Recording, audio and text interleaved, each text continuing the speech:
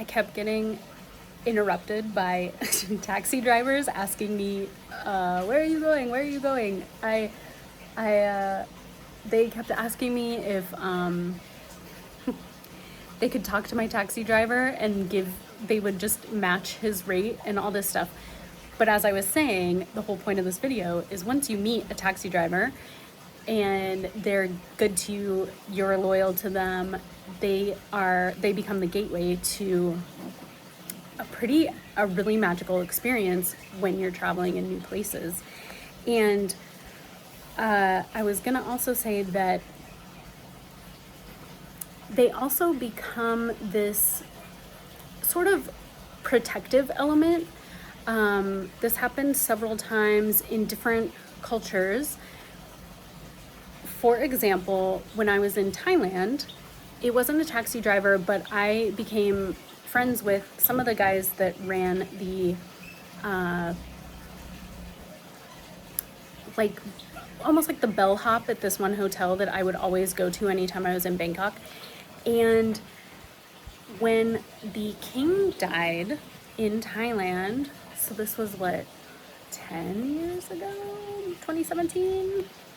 27, I think. Gosh, 2019? I can't remember. Anyway, thankfully, because I just pack whatever I pack clothing wise, and thankfully when I came down that day to ask a few questions about the king's death and about the city and what was happening in the country and things like that, he thankfully told me, you know, as you go out today, please wear black, because the entire country was in mourning. Everyone was wearing black. And I'm so thankful for those nuggets of information, because I literally left the hotel that day and every single person in the country was wearing black, except for the tourists. And not that it's right or wrong, but I just feel like it's such a sign of respect to honor those traditions, and also just that I knew someone to tell me what to do and how to do it. The other thing is, last night, my driver was telling me that it is celebration day in Bali. So that's why he said it was super busy. There was a ton of traffic at the airport last night, bustling.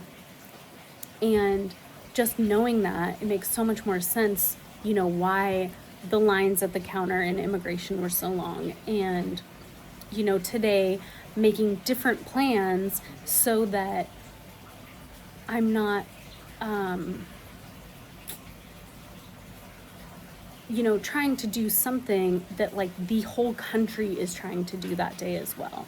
You know, if there's certain temples you want to visit, but at that particular temple, they're using it for this celebration, you know, adjusting plans, or sometimes being invited to those celebrations with the locals, again, through knowing a driver, through knowing your guest house managers or owners. And then the other thing, the big one, was the agogo ceremony and Nayepi the next day. Now, had I not been trying to get to know the people that run this guest house and trying to get to know the driver and asking questions, and then them also just being like, just so you know, tomorrow or like 2 days from now is a go-go. And I'm kind of like, what's a go-go, you know? And they explained to me, do a little bit of Google searching to make sure I know what's going on. And then most importantly was understanding and them reminding me that Nayepi was coming, because you don't leave the guest house. You can still leave your room, but like, you're not supposed to leave the property. It's a day to respect the tradition.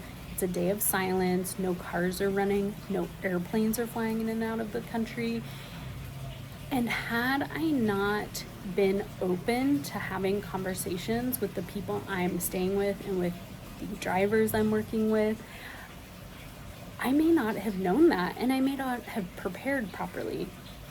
So that's several examples of why I think it's so important to find in every country I travel in a proper driver, someone I trust, someone who's knowledgeable and can show me around, and who's willing to teach me about what's going on in the country and what's going on in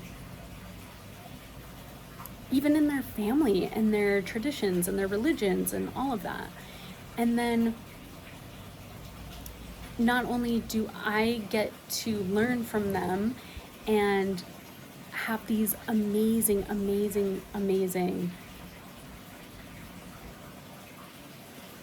cultural experiences, I also get to, because I'm loyal to them and because I ask them to drive me whenever I need a car, whenever I need transportation, I'm also supporting them and their families and their friends sometimes. You know, if they can't drive me, they're calling a friend or they're calling an uncle or their aunts or, you know, and then they can help me out. And it's almost like this, just having someone in the area, in the country, in the world that is looking out for you and not feeling as isolated, not feeling as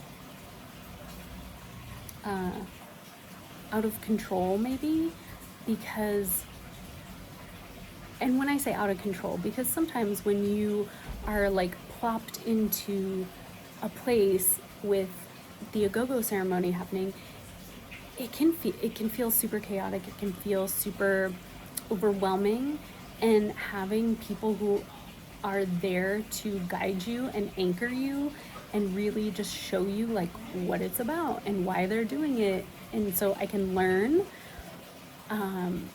is such an important, it's so nice to have that anchor, that help when you're in a place that you're just not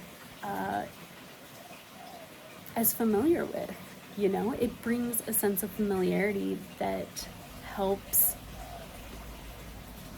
keep you grounded and keep you safe and keep you learning and growing all at the same time through their